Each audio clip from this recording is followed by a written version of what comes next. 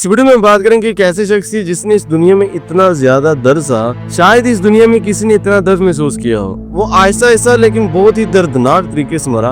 उसकी जिल्द मुकम्मल तौर पर झड़ चुकी थी और वो खून का लोथड़ा बन चुका था। वो मरना चाहता था लेकिन फिर भी उसको जिंदा रखा गया और ऐसा दर्द महसूस करवाया गया कि सुनने वालों की रूह कांप गई। दिन था 30 सितंबर 1999 जब एक 35 साल हिसाशी ओची जो कि एक बच्चे का बाप भी था, वो रोजाना मामूल के मुताबिक अपने काम पर आता है। वो जापान के शहर ताकेमोरा के एक न्यूक्लियर फ्यूल प्रोसेसिंग प्लांट में काम करता था, लेकिन आज उसके साथ कुछ ऐसा होने वाला था जिसका अंदाजा कोई ख्वाब में भी नहीं कर सकता था। कुछ ऐसा जिसने पूरी दुनिया को दहला कर रख दिया। इस इंसिडेंट को समझने के लिए हम 1970s में जाते हैं, जब वर्ल्ड ऑयल क्राइसिस के तहत जापान अपनी ज्यादातर एनर्जी की जरूरियात न्यूक्लियर फ्यूल से पूरी करने लगा। इस वक्त जापान अपनी बिजली की तकरीबन 36% जरूरियात न्यूक्लियर फ्यूल से पूरी कर रहा था। Takemora nuclear fuel processing plant Japan के शहर टोक्यो से तकरीबन 120 किलोमीटर नॉर्थ ईस्ट की तरफ तकरीबन 40 एकड़ पर मुश्तमिल था, जिसमें तकरीबन 140 से ज्यादा वर्कर काम करते हैं। पावर प्लांट के अंदर यूरेनियम हेक्साफ्लोराइड को यूरेनियम डाइऑक्साइड में तब्दील करवाया जाता। ये न्यूक्लियर फ्यूल से बिजली पैदा करने का पहला स्टेप था। इसमें न्यूक्लियर फ्यूल रॉड बनाए जाते हैं जो जापान के मुख्तलिफ कमर्शियल पावर प्लांट्स में एज अ फ्यूल इस्तेमाल होते हैं। हिसाशी ओची इस पावर प्लांट में प्लांट टेक्नीशियन के तौर पे काम करता था। इसका काम यूरेनियम हेक्साफ्लोराइड को यूरेनियम डाइऑक्साइड में तब्दील करवाना था, जिसका पहला स्टेप यूरेनियम पाउडर को नाइट्रिक एसिड के साथ मिक्स करवाना था। ये काम 3 स्टेप के अंदर किया जाता था। पहले यूरेनियम पाउडर को नाइट्रिक एसिड के साथ एक बड़े मिक्सिंग टैंक के अंदर मिक्स किया जाता था। इसके बाद इस मिक्सचर को एक बफर टैंक या जिसे स्टोरेज टैंक भी कहते हैं उसके अंदर ट्रांसफर किया जाता था। स्टोरेज टैंक के बाद मिक्सचर को प्रेसिपिटेशन टैंक के अंदर ट्रांसफर किया जाता। जेसीओ के अंदर भी इन्हीं 3 स्टेप को फॉलो करके यूरेनियम ऑक्साइड बनाया जाता था, लेकिन ये तरीकाकार बहुत ही महंगा और टाइम टेकिंग था। तो जेसीओ के ऑफिशियल ने इसका हल ये निकाला कि वो यूरेनियम पाउडर और नाइट्रिक एसिड को एक बड़ी स्टील बाल्टी के अंदर मिक्स करते तो फिर सीधा उसको बफर टैंक या स्टोरेज टैंक के अंदर डाल देते। ये तरीकाकार बहुत ही खतरनाक था, लेकिन इस वक्त ये गैर कानूनी नहीं था। 30 सितंबर 1999 को हिसाशी ओची अपने 2 कलीग मिसातो सिनहारो और युटुको युकुकावा के साथ इसी मिक्सिंग रूम के अंदर दाखिल होते हैं। उन्होंने मिक्सिंग टैंक की बजाय यूरेनियम पाउडर और नाइट्रिक एसिड को स्टील बकेट के अंदर मिक्स किया और उसका प्रेसिपिटेशन टैंक के अंदर डालने लगे।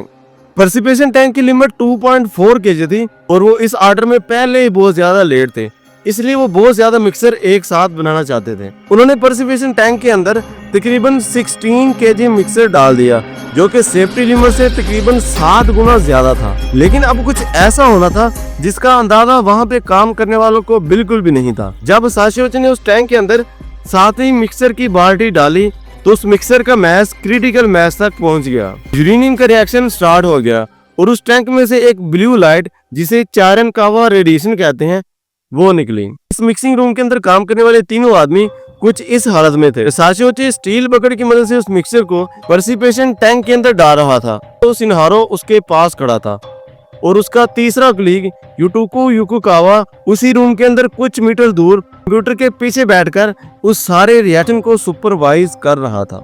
एक आम आदमी के लिए 20 से 50 मिलीसीवर्ट रेडिएशन खतरे का बायस बनती है, लेकिन इस वक्त हिसाशी ओची ने तकरीबन 17,000 मिलीसीवर्ट, सातो सिनहारो ने 10,000 मिलीसीवर्ट और युटुको युकुकावा ने तकरीबन 3,000 मिलीसीवर्ट रेडिएशन का सामना किया। इन तीनों आदमी को पता चल चुका था कि उनके साथ क्या हुआ है और आगे क्या होने वाला है, इसलिए वो जल्दी से उस मिक्सिंग रूम के अंदर से भागे। जब वो बाहर भागे तो उनकी हालत खराब होना शुरू हो गई और उन्होंने बाहर आते ही खून की उल्टियां करना शुरू कर दी। इस वक्त न्यूक्लियर फ्यूल प्लांट के अंदर सेफ्टी अलार्म बजना शुरू हो गए थे और हर किसी को पता चल चुका था कि कुछ बहुत ही खतरनाक हुआ है।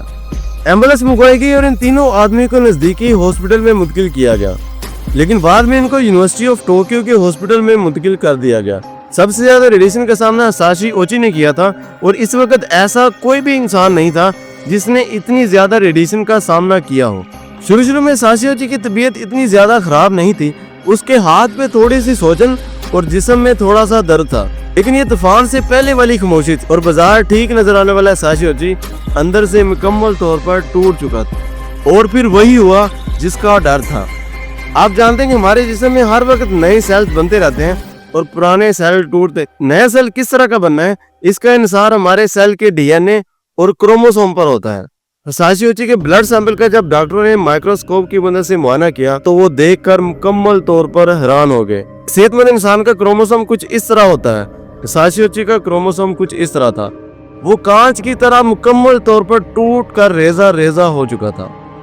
अब वो हिसाशियोची जो डॉक्टर और नर्सिस से कहता कि वो तकरीबन 1 माह में ठीक होकर हॉस्पिटल से चला जाएगा, उसकी उम्मीदें टूटने वाली थी और वो ऐसे दर्द में मुब्तला होने वाला था जिसका सामना आज तक इस दुनिया में किसी ने नहीं किया था। जापान के सबसे ज्यादा काबिल और इस फील्ड के माहिर पर मुश्तमिल एक पैनल हिसाशियोची के इलाज के लिए मुकर्रर किया गया, जिसकी सरबराही जापान के एक मशहूर डॉक्टर मायाकोवा कर रहे थे। इस केस का इंटरनेशनल मीडिया पर भी बहुत चर्चा था और हिसाशियोची की खबरें रोज टीवी पर चलने लगी और पूरी दुनिया के डॉक्टर इस पर सजेशन देने लगे। लेकिन कोई भी नहीं जानता था कि इस सिचुएशन को किस तरह हैंडल किया जाए, क्योंकि ये दुनिया का सबसे पहला अनोखा केस था। हिसाशियोची के जिस्म का व्हाइट ब्लड सेल काउंट तकरीबन 0 हो गया था। हमारे जिस्म की व्हाइट ब्लड सेल हमें बीमारियों के खिलाफ बचाने के लिए कुव्वते मुदाफित पैदा करते हैं और जिस्म में अगर व्हाइट ब्लड सेल की कमी हो तो इंसान को कोई भी छोटे से छोटा इन्फेक्शन भी बीमारी में मुब्तला कर सकता था। इसलिए हिसाशियोची को अस्पताल के एक रूम में आइसोलेट कर दिया गया और उसके पास किसी को भी आने नहीं दिया जाता था, ताकि किसी मिलने वाले के जिस्म से हिसाशियोची को किसी इन्फेक्शन का खतरा ना हो। डॉक्टर मायाकोवा ने यह फैसला किया कि हिसाशियोची का बोन मैरो किसी सेहतमंद इंसान के बोन मैरो के साथ तब्दील किया जाए। बोन मैरो ट्रांसप्लांट का यह तरीकाकार आज से पहले किसी पे अप्लाई नहीं किया गया था और खुशकिस्मती से हिसाशियोची का बोन मैरो उसकी बहन के बोन मैरो के साथ मैच हो गया। बोन मैरो ट्रांसप्लांट किया गया। इस ट्रांसप्लांट के बाद हिसाशियोची की बॉडी ने रिएक्ट किया और उसके जिस्म में कुछ नए सेल्स बनने लगे। डॉक्टर मायाकोवा को उस बुझते हुए चिराग में हल्की सी रोशनी की किरण नजर आई, लेकिन अभी कुछ ऐसा होना था जिसका वहम गुमान किसी को भी नहीं था। हिसाशियोची की बॉडी से उसकी स्किन उतरने लगी, क्योंकि जब नर्सिस उसके जिस्म में लगी हुई बैंडेज या उसकी पट्टियों के उतारते तो उन बैंडेज के साथ उसकी स्किन भी उतरती और हिसाशियोची का ब्लड उसके जख्मों और उसकी स्किन से बाहर आने लगा। अब डॉक्टर उसके जिस्म में लगी हुई किसी भी बैंडेज को नहीं उतारते थे। वो उम्मीद की किरण जो डॉक्टर्स को बोन मैरो ट्रांसप्लांट की सूरत में नजर आई थी, अब वो भी खत्म होने लगी थी, क्योंकि इसके जिस्म में बनने वाले नए सेल्स को भी रेडिएशन ने तबाह करना शुरू कर दिया था और मुसीबतें कुछ ऐसी थी कि जो थमने का नाम नहीं ले रही थी। अब हिसाशियोची को सांस लेने में भी तकलीफ का सामना करना पड़ रहा था, तो डॉक्टर ने एंडोस्कोपी की और जो उन्होंने देखा वो देखकर दंग रह गए। वो ये कि हिसाशियोची की आंतें भी अंदर से जड़ने लगी थी। उसके इंटरनल आर्गन आहिस्ता आहिस्ता बर्फ की तरह पिघल रहे थे। इसके फेफड़ों में इसी के जिस्म का फ्लूइड भर चुका था, जिसकी वजह से उसे सांस लेने में तकलीफ का सामना करना पड़ रहा था। इस वक्त हिसाशियोची बिना स्किन के एक गोश्त का लोथड़ा बन चुका था। डॉक्टर उसे हाईली टॉक्सिक स्लीपिंग पिल देते जिसकी वजह से वह सो सकता, लेकिन वो इतनी तकलीफ में था कि इसकी आंखों से आंसू आए। उन आंसुओं में पानी नहीं बल्कि खून था।